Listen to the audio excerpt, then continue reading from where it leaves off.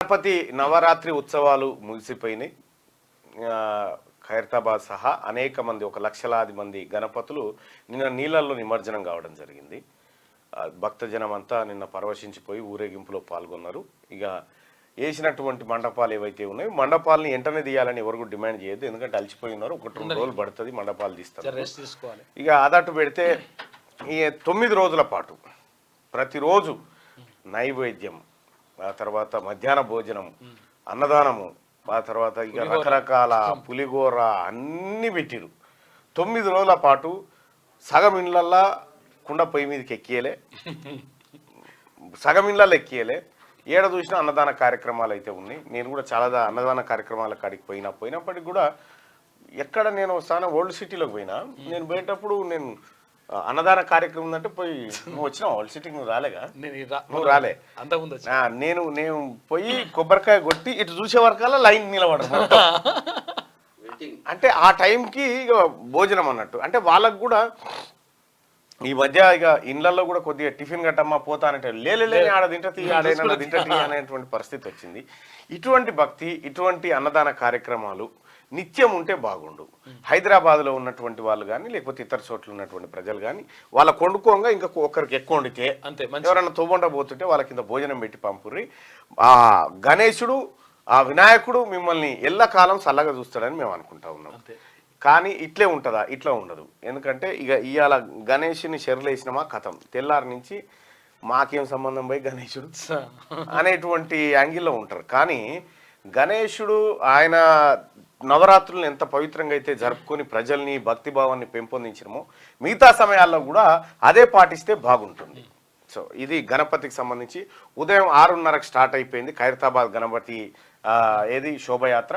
1:36 నిమజ్జనం జరిగిపోయింది. దాదాపు 7 గంటల పాటు శోభయాత్ర జరిగింది. సో అక్కడికక్కడికి ఒక 2 కిలోమీటర్, 2 కిలోమీటర్లు అంతే, 2 కిలోమీటర్లు కూడా ఉండదు. అదే 1-2 కిలోమీటర్లు ఉంటుంది. 7 గంటల పాటు ఆ యాత్ర జరిగింది. అందులో నిమజ్జనం చేసిరు, అయిపోయింది. పకడ్బందీ ఏర్పాట్లు చేసిరు. ముఖ్యమంత్రి రేవంత్ రెడ్డి గారు కూడా మొదటిసారిగా, అంటే ఓ ముఖ్యమంత్రి ప్రజల్లోకి వచ్చి ఆయన ప్రజల్ని కలిసి ఆడ సఫాయి కార్మికులతో మాట్లాడి, అధికారులతో మాట్లాడి ఏర్పాట్లు పర్యవేక్షించి, సో స్వయంగా ఆయన రావడంతో కొంత భక్తులు కూడా హ్యాపీగా ఫీల్ అయిపోయారు. ఓ ముఖ్యమంత్రి అనేటువంటి వ్యక్తి ప్రజా అవసరాలను గుర్తించే విధంగా ఉన్నటువంటి ముఖ్యమంత్రి ఆయన రావడం సంతోషకరమని ఇటు విపక్షాలు అందరూ కూడా ఆయన చర్యను సమ్మతించినాయి. సో ఇది వినాయకునికి సంబంధించినటువంటి అంశం. అయితే ఈ రాబోయే 5 ఏళ్లలోనే జమిలీ ఎన్నికలు పెడతామని చెప్పి హోంమంత్రి ప్రకటన విడుదల చేసిండు. ఎవరు? అమిత్ షా గారు. 5 ఏళ్లలోపు, రాబోయేటువంటి 5 ఏళ్లలోపే జమిలీ ఎన్నికలు నిర్వహిస్తాము అని అంటే నాకు తెలిసి ఈ ఏడాదో వచ్చే ఏడాదో నెక్స్ట్ ఏడాదిలో అయితే రావు. ఎందుకంటే కేంద్ర ప్రభుత్వం ఏదైతే తన పదవీ కాలం అయిపోయేటువంటి రోజు ఉంటుందో పెడితే ఆ టైం కానీ అది కూడా సాధ్యమవుతుందని నేనైతే ఎక్స్పెక్ట్ చేయట్లేదు. నా ఒపీనియన్ ఇది.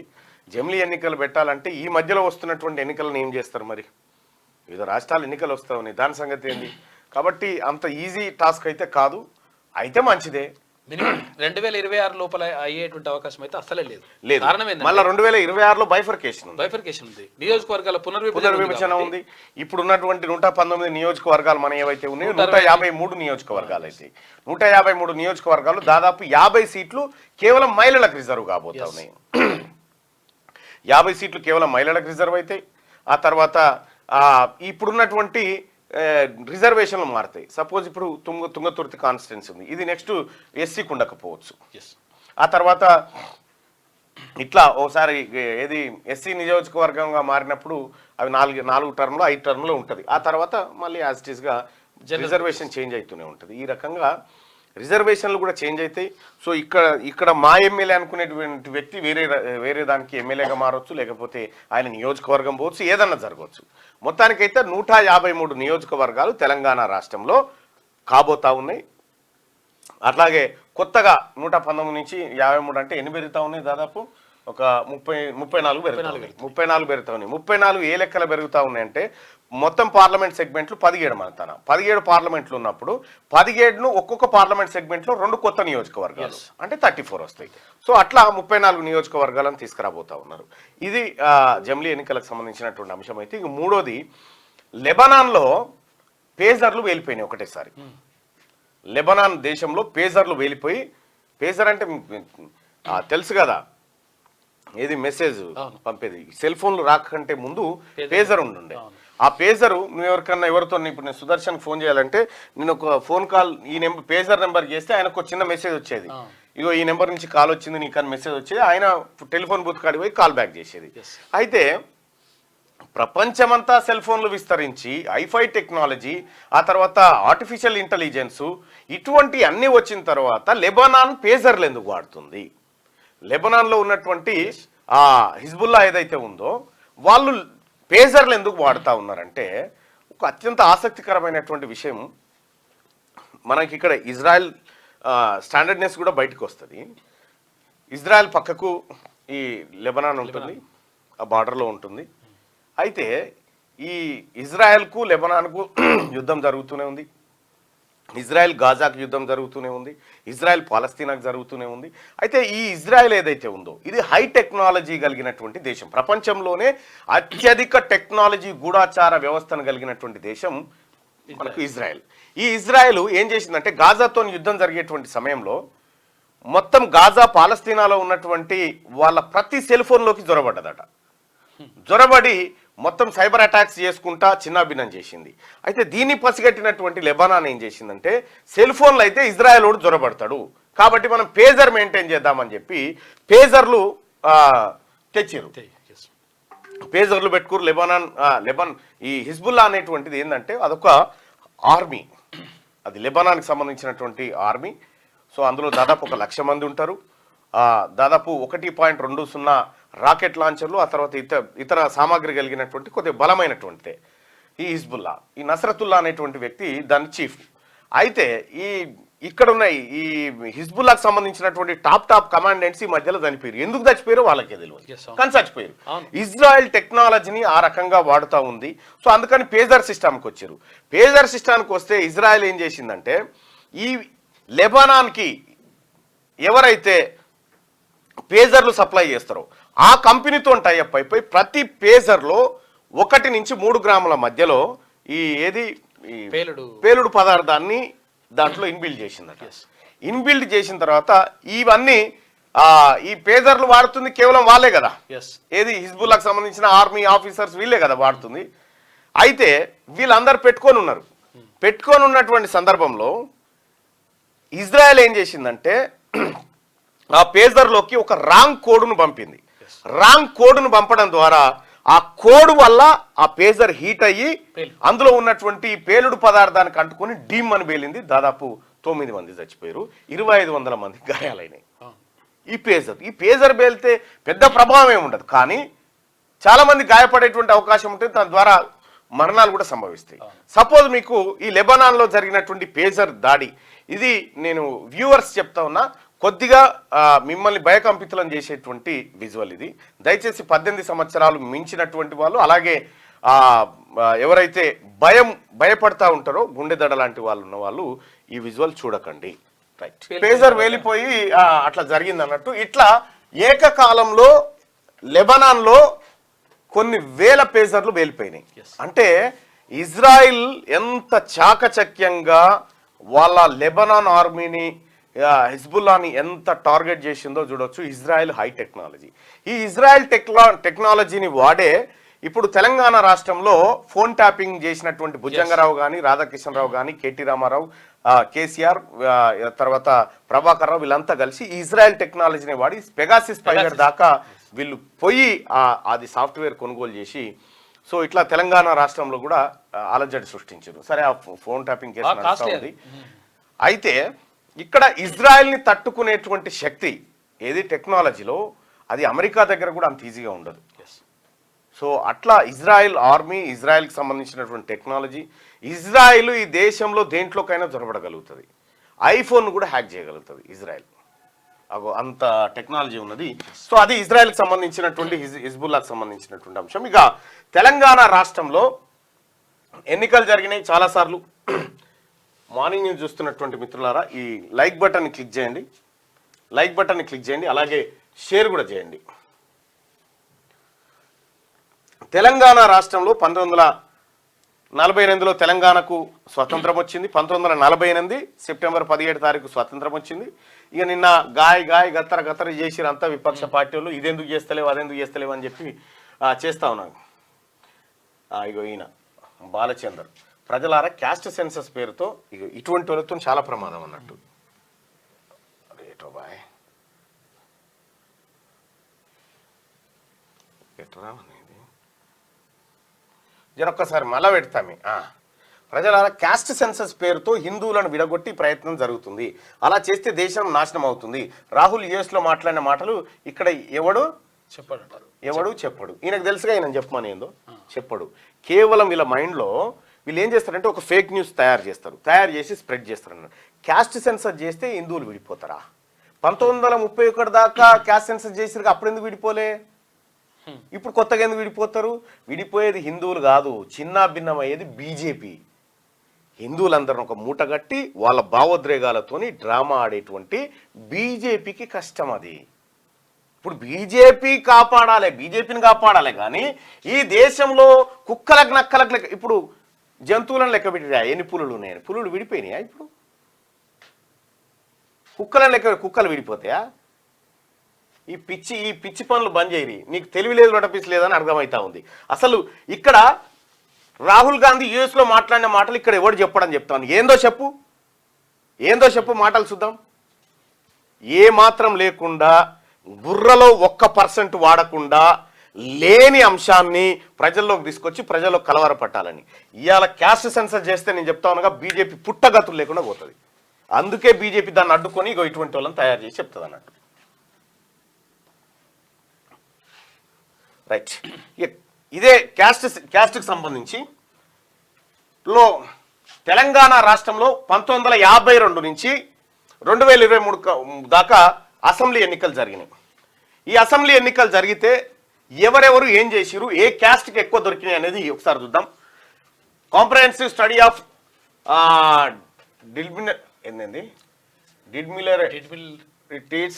Taking place in each sector in the state of ఇగో పొలిటికల్ సెక్టార్ లో total population of the state ఎంత అంటే తెలంగాణ రాష్ట్రాన్ని 3.63 కోట్ల మంది తెలంగాణ రాష్ట్రంలో జనాభా. అప్రాక్సిమేట్ పాపులేషన్ ఎంత బీసీలది అంటే 1.88 కోట్లు మనం నిన్న చూసుకున్నాం. అప్రాక్సిమేట్ పాపులేషన్ ఆఫ్ ముస్లిమ్స్ ఎంత అంటే 14%, 50,82,000 జనాభా. ఇక అప్రాక్సిమేట్ పాపులేషన్ ఆఫ్ ఎస్సీ 17.8 అంటే 61,71,000 మంది ఎస్సీ పాపులేషన్ ఉన్నారు ఈ రాష్ట్రంలో. అప్రాక్సిమేట్ పాపులేషన్ ఆఫ్ ఎస్టీ 9.88 అంటే 35,86,000 మంది. Remaining population of being OC 6.98%. ఓసీలు 25,33,740 మంది. ఇది కులాల వారీగా లెక్క, ఏది వర్గాల వారీగా లెక్క. బీసీలు ఎంత, ఎస్సీలు ఎంత, ఎస్టీలు ఎంత. ఇక్కడ బీసీల జనాభా 52% అంటే 1,88,00,000 ఉంది. ఇక్కడ ఓసీల జనాభా 25,33,740. ఈ 25 లక్షల్లో మళ్ళా ముస్లిమ్స్ ఉన్నారు. ఇందులో ముస్లిమ్స్ మళ్ళీ వేరే అలాగా. ఇందులో ముస్లిమ్స్ ఎంతమంది ఉన్నారు ఏం కథ అనేది తర్వాత మళ్ళీ కేటగిరైజేషన్ చేసి చూద్దాం. ఇక list of MLAs from OC category in the state of tabulated below. ఇగో రెడ్డి 1952లో తెలంగాణ ప్రాంతంలో ఎంతమంది రెడ్డి ఎమ్మెల్యేలు అయ్యారంటే 24 మంది అయ్యారు. మొట్టమొదటి సార్వత్రిక ఎన్నికల్లో రెడ్డిలు 24 మంది ఎమ్మెల్యేలు అయితే వెలమలు 4 అయ్యారు, కమ్మలు 2 అయ్యారు, బ్రాహ్మణులు 26 మంది అయ్యారు. ఇక ఆర్య వైశ్యులు 0, ముస్లింలు 8 మంది అయ్యారు. ఇది 1952లో ఎన్నికలు. ఇదే సేమ్ 52లో బీసీలు ఎంతమంది అయ్యారని చూస్తే 8 మంది అయ్యారు. 8 మందే బీసీలు ఎమ్మెల్యేలుగా అయ్యారు. ముస్లిమ్స్ 8 మంది, ఎస్సీలు 24 మంది. ఇగో ఇక్కడ చూసుకోవచ్చు. ఇందులో రెడ్డి వైజ్గా క్యాస్ట్ వైజ్గా చూసుకుంటే 1957లో 30 మంది అయ్యారు రెడ్డి ఎమ్మెల్యేలు. సేమ్ టైము బీసీ ఎమ్మెల్యేలు 8 నుంచి 6కు వచ్చారు. వీళ్ళిద్దరు తగ్గిరు, వీళ్ళు 6 పెరిగారు. ఇక 1962లో రెడ్డి ఎమ్మెల్యేలు 41 మంది అయితే బీసీ ఎమ్మెల్యేలు 12 అయ్యారు. ఇదే 1967లో 36 మంది రెడ్డి ఎమ్మెల్యేలు అయితే 12 మంది బీసీ ఎమ్మెల్యేలు అయ్యారు. ఇక్కడ 1972లో 29 మంది రెడ్డి ఎమ్మెల్యేలు అయితే బీసీలు 19 మంది అయ్యారు. 78లో రెడ్డి ఎమ్మెల్యేలు 34 మంది అయితే ఇదే 78లో బీసీలు 27 మంది 27 మంది అయ్యారు. ఇక 27 మంది అయ్యారు కదా. ఎందుకు అయ్యారు అంటే అప్పుడు రెడ్డి కాంగ్రెస్ ఇందిరా కాంగ్రెస్ గా విడిపోయిన తర్వాత బీసీలకు ఎక్కువ అవకాశాలు వచ్చినాయి. అయితే 1983లో 34 మంది రెడ్డి ఎమ్మెల్యేలు అయితే 17 మంది అంటే ఇక్కడ 10 మంది తగ్గారు. 83 కల్లా 17 మంది అయ్యారు. 85లో 35 మంది రెడ్డి ఎమ్మెల్యేలు అయితే 14 మంది బీసీ ఎమ్మెల్యేలు అయ్యారు. ఇక్కడ మనం ఒకటి గమనించాల్సింది ఏంటంటే ఎన్టీ రామారావు ఎరా స్టార్ట్ అయిన తర్వాత బీసీలకు అవకాశాలు పోయినాయి. చూడు, బీసీల అవకాశాలు తగ్గుకుంటూ వచ్చినాయి. ఇక్కడ 85లో 35 మంది అయ్యారు రెడ్డి ఎమ్మెల్యేలు. ఇక్కడ బీసీ ఎమ్మెల్యేలు వచ్చి 14 అయ్యారు. 89లో 40 మంది రెడ్డి ఎమ్మెల్యేలు అయితే 14 మంది బీసీలు అయ్యారు. రైట్. ఇక్కడ 94లో 35 మంది రెడ్డి ఎమ్మెల్యేలు అయితే ఇదే 94లో బీసీ ఎమ్మెల్యేలు 21 మంది అయ్యారు. ఇక 99లో బీసీ ఎమ్మెల్యేలు 26 మంది అయితే రెడ్డి ఎమ్మెల్యేలు 31 మంది అయ్యారు. 2004లో 44 మంది రెడ్డి ఎమ్మెల్యేలు అయితే కేవలం 17 మంది బీసీ ఎమ్మెల్యేలు అయ్యారు. 2009లో రెడ్డి ఎమ్మెల్యేలు 40 మంది ఉంటే ఇక్కడ బీసీలు 25 మంది అయ్యారు. 2014లో రెడ్డి ఎమ్మెల్యేలు 42 మంది ఉంటే 20 మంది బీసీ ఎమ్మెల్యేలు అయ్యారు. ఇక 2018లో 22 మంది బీసీ ఎమ్మెల్యేలు ఉంటే రెడ్డి ఎమ్మెల్యేలు 40 మంది ఉన్నారు. 2023లో 43 మంది రెడ్డి ఎమ్మెల్యేలు ఉంటే 19 మంది బీసీ ఎమ్మెల్యేలు ఉన్నారు. అంటే 1,88,00,000 జనాభా ఉన్నటువంటి బీసీలకు అత్యవసర సీట్లు కేవలం 10 లక్షల లోపు జనాభా ఉన్నటువంటి ఒక రెడ్డి సామాజిక వర్గానికి ఎక్కడ 40కి తగ్గకుండా 35 నుంచి 40 తగ్గకుండా వాళ్ళు సీట్లు తీసుకుంటారు. ఎందుకు జరుగుతూ ఉంది? ఇక్కడ వెలమలు కూడా సేమ్ టైం. వెలమల జనాభా ఎంత? 1,02,000 మంది. తెలంగాణ రాష్ట్రంలో వెలమల జనాభా 1,02,000 మంది. 1,02,000 ఒక్క ఎమ్మెల్యే కావడానికి కూడా సరిపోవాలి, అవకాశం లేవు. ఒక్క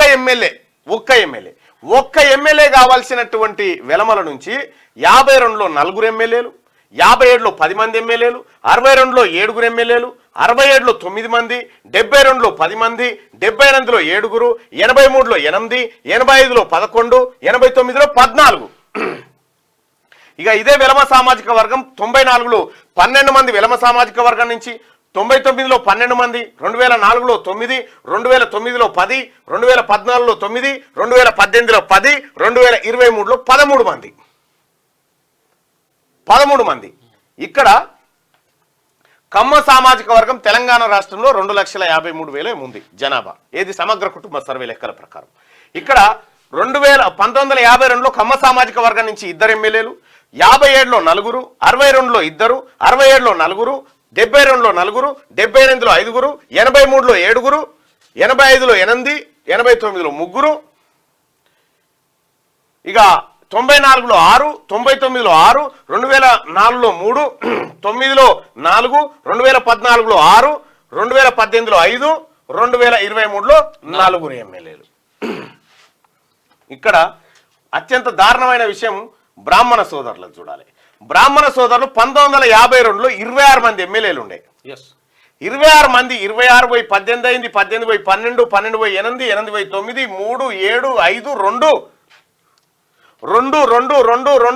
2 ఆఖరికి ఒకటికి వచ్చింది. ఒక శ్రీధర్ బాబు తప్ప ఇప్పుడు ఎవరు లేరు బ్రాహ్మణ ఎమ్మెల్యే. అక్కడ మండల్లో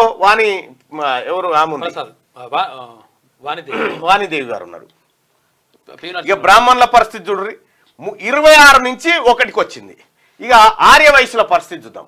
ఆర్య వయసులు 52లో 0, 57లో 2, 62లో 3, 67లో 2, 1, 1, 1, 2, 2, 2, 1, 1-1-1-0 2009లో 0 తర్వాత 1-1-1 కోమటి వాళ్ళు ఎవరు ఇప్పుడు నిజామాబాద్ అర్బన్ ధన్పాల్ గుప్తా ఉన్నాడు కదా, ధన్పాల్ సూర్యనారాయణ గుప్తా, ఆయన ఒక్కడే ఉన్నాడు. ఇక మొత్తం 1952 నుంచి ఈ రోజు వరకు తెలంగాణ రాష్ట్రంలో ఎంతమంది రెడ్డిలు ఎమ్మెల్యేలు అయ్యారంటే 578 మంది రెడ్డిలు ఎమ్మెల్యేలు అయితే 155 మంది వెలమలు ఎమ్మెల్యేలు అయ్యారు.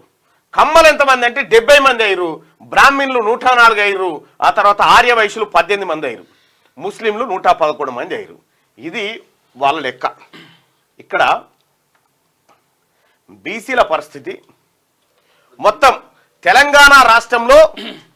తెలంగాణ రాష్ట్రంలో ఇప్పటి వరకు జరిగినటువంటి అన్ని ఎమ్మెల్యేలు ఒక దగ్గర వేసి కూడితే 932 సార్లు ఓసీలు ముఖ్యమంత్రి అయితే బీసీలు కేవలం 279 సార్లు అయ్యారు. అంటే ఇక్కడ ఓసీల జనాభా ఎంత, మనం అన్ని కేటగిరీలు ఒక దగ్గర వేసుకున్న 25 లక్షలు లేదు. అందులో కేవలం 3% రెడ్డిలుంటే 0.02% వెలమస్ ఉన్నారు, ఆర్య వయసులో 1% అట్లా ఉన్నారు. అయితే వీళ్ళు 932 సార్లు రెడ్డిలు ఎమ్మెల్యేలు అయితే 160 మంది ఉండి 160 మంది ఉన్నటువంటి బీసీలు 279 సార్లు మాత్రమే అయ్యారు. ఇక్కడ ముస్లింస్ ఎన్ని సార్లు అయ్యారు అంటే 111 సార్లు అయ్యారు. ఇక్కడ గమ్మత్ విషయం ఏంటంటే ఇప్పటి వరకు తెలంగాణ రాష్ట్రంలో బీసీ ఎమ్మెల్యేల కంటే ఎస్సీ ఎమ్మెల్యేలే ఎక్కువ అయ్యారు. ఎస్సీ ఎమ్మెల్యేలు 295 సార్లు అయితే బీసీ ఎమ్మెల్యేలు 279 సార్లు అయ్యారు. ఇక్కడ ఎస్టీలు 116 సార్లు అయ్యారు. ఇక్కడ మనం గమనించాల్సిన విషయం ఏంటంటే ఇక్కడ ఓసీలది మీరు గమనించండి. ఇక్కడ సంఖ్య 56, 49, 59, 56, 60, 58, 62. ఇది అంతా ఇంత 55 నుంచి 62 మధ్యలో ఇది కొనసాగుతూనే ఉంది కదా. ఇక్కడ ముస్లింలది 5, 7, 6, 7, 8, 8, 7. ఇక్కడ 5 నుంచి 8 మధ్యలో ఇది ఉంది కదా. ఇక్కడ ఎస్సీలది 17, 17, 17, 19, 19, 19, 19. ఎస్టీలది 8, 8, 8, 12, 12, 12, 12. రిజర్వేషన్ కార్డుకి అంటే ఇక్కడ బీసీల విషయానికి వస్తే 21, 26, 17, 25, 20, 22, 19. విషయానికి ఈ లెక్కలు బట్టి చూస్తా ఉంటే నష్టపోయిన సామాజిక వర్గం ఏది? తెలంగాణ రాష్ట్రంలో నష్టపోయింది ఎవరు? బీసీలు. రాజకీయంగా స్వాతంత్రం వచ్చినప్పటి నుంచి ఇప్పటి వరకు బీసీలు నష్టపోయినరు. దీనికి చెప్పాలి ఇప్పుడు భారతీయ జనతా పార్టీ లెక్క. వాస్తవానికి 100కి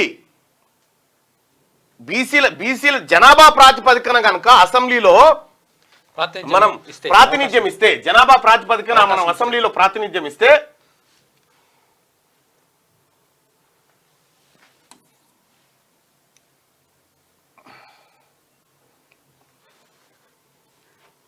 ఎంతమంది కావాలంటే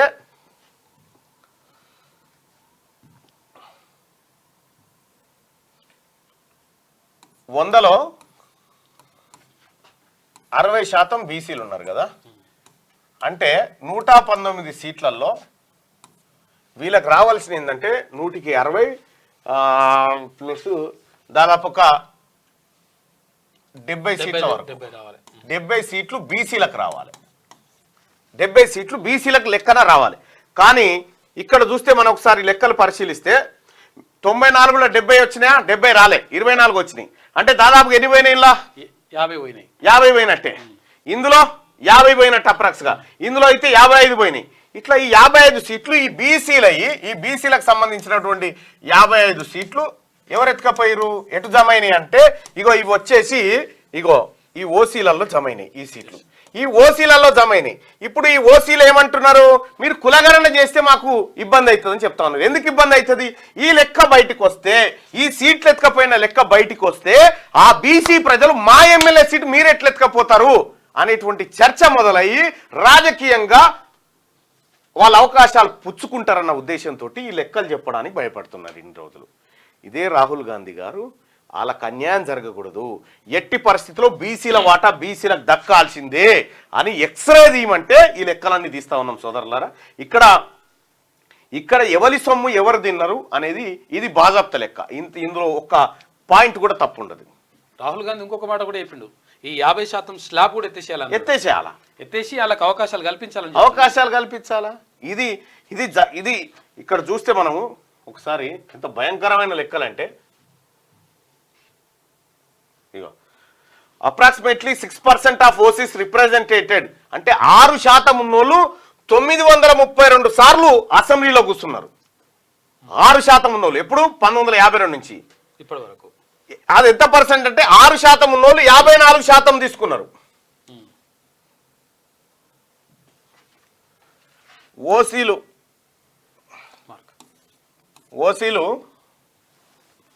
ఓసీల జనాభా ఎంత? 6%. 6% ఉన్నోళ్ళు 54% ఎమ్మెల్యే సీట్లు తీసుకున్నారు. The whole assembly representation. This means they are representing more than 9 times of their population. అంటే వీళ్ళ ఉన్నదానికంటే 9 రెట్లు వీళ్ళకు రావాల్సిన దానికంటే 900% ఎక్కువ తీసుకురు. 9 రెట్లు. వీళ్ళది ఇట్లా పెడితే బీసీలు ఎంతమంది ఉన్నారు? 52% ఉన్నారు. బీసీలు 52% మంది ప్రజలు ఉన్నారు. వీళ్ళు ఎంతమంది అయ్యారు? 279. అంటే ఎంత? 16% అయింది. అంటే 52% ఉన్నట్టు 100కి 52 మంది ఉన్నోనికేమో 16, 100కి 6 ఉన్నోళ్ళకేమో 54. ఇగో ఇది జరుగుతున్నటువంటి మోసం. 16% కేవలం టోటల్ రిప్రజెంటేషన్. ఇగో ఇది కదా చెప్పాల్సింది. ఈ లెక్కలు చెప్పురు చూద్దాం. ఈ లెక్కలు చెప్పరు ఏళ్ళ నుంచి. ఈ లెక్కలు చెప్పొద్దని చెప్పేటోళ్ళే ఎక్కువ.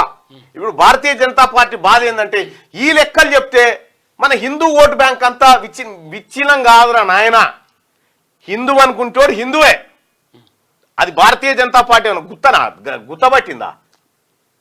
అందరం కాదా హిందువులం? విషయం ఏంటంటే భారతీయ జనతా పార్టీ ఇన్ని రోజులు చేసినటువంటి ఈ హిందూ పోలరైజేషన్, రిలీజియన్ పోలరైజేషన్ ఏదైతే ఉందో అది విచ్ఛిన్నం అవుతుందేమో అని అలా భయం. దాంతో ఏం చేస్తారు? వీనికి ఏం ఆలోచన ఉండదు. ఇప్పుడు నేను పొద్దున చూస్తా, ఇక చూడండి ఇది ఎంత భయంకరమైన పోస్ట్ అంటే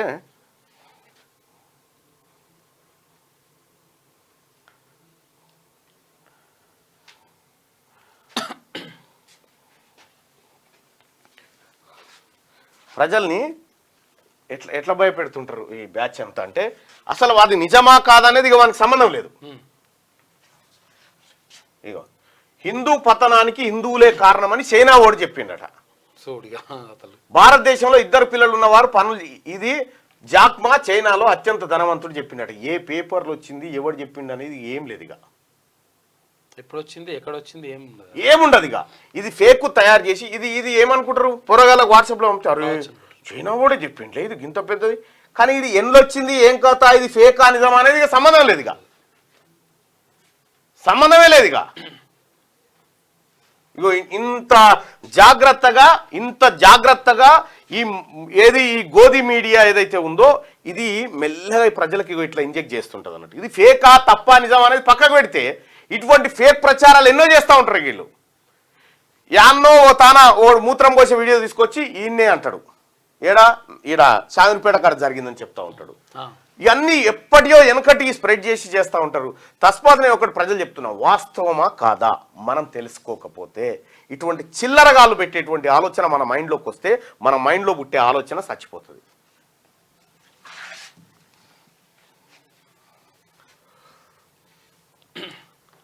రైట్, మీ అభిప్రాయాన్ని తెలియజేయండి ప్రజలారా. 1952 నుంచి ఇప్పటి వరకు నాకు ఒక ఆయన ఉత్తరం రాసిండు.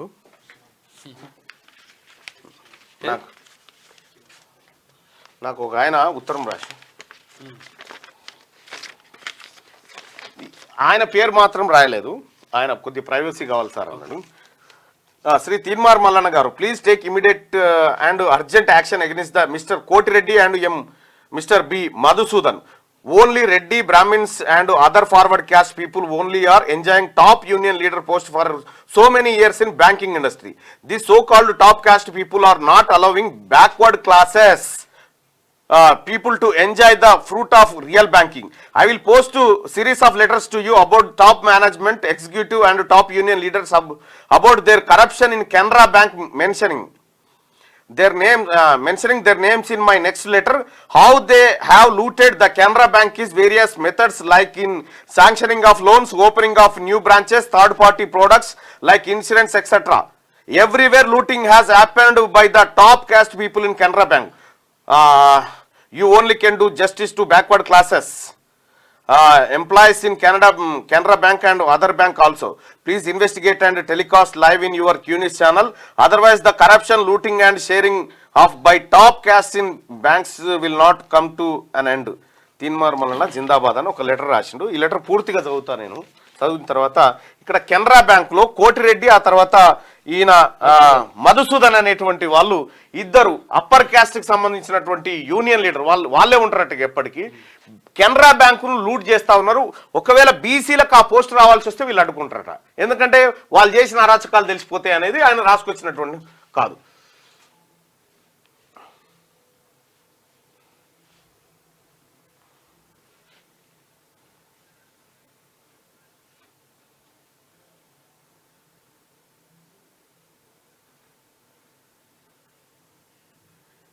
ఇప్పుడు పాపం ఈ తమ్ముడు ఏదో రియాక్ట్ అయ్యిండు. నేను బీజేపీ సపోర్టర్ని కాదు, రాహుల్ గాంధీకి మీకు ఉన్న నాలెడ్జ్ కూడా లేదు అన్న. యుఎస్లో దేశాన్ని కించపరుస్తూ మాట్లాడు. వక్కి రాహుల్ సపోర్ట్ చేయడం దేశానికి ప్రమాదమే. Don't try to be Dhruv of TG అని చెప్తా ఉన్నాడు.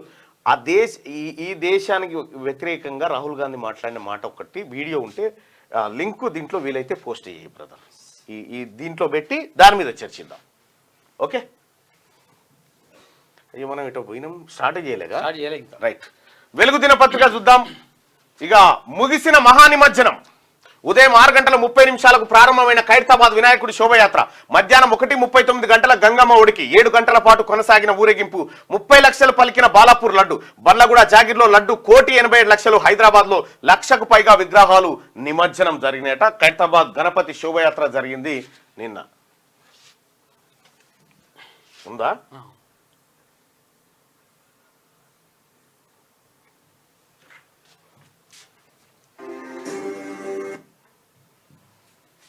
శోభయాత్ర మీదెక్కి కూసురుగా, మీది ఎక్కుతారు, ఇక ఎక్కుతారు, ఇట్లా కొడతారు, తర్వాత ఇవన్నీ ఉంటాయి. విపరీతమైన జనం నిన్న. జై గణేష్. ఏంది సీఎం నిన్న ట్యాంక్ బండ్ మీదకి ముఖ్యమంత్రి పోతే నాకు కూడా ఎవరైనా బుడపొరగాలు కనిపిస్తే తట్టుకున్న గుంజుకొని ఎత్తుకుంటారు.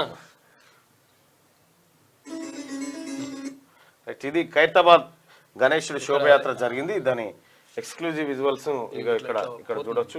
Secretariat drone visuals.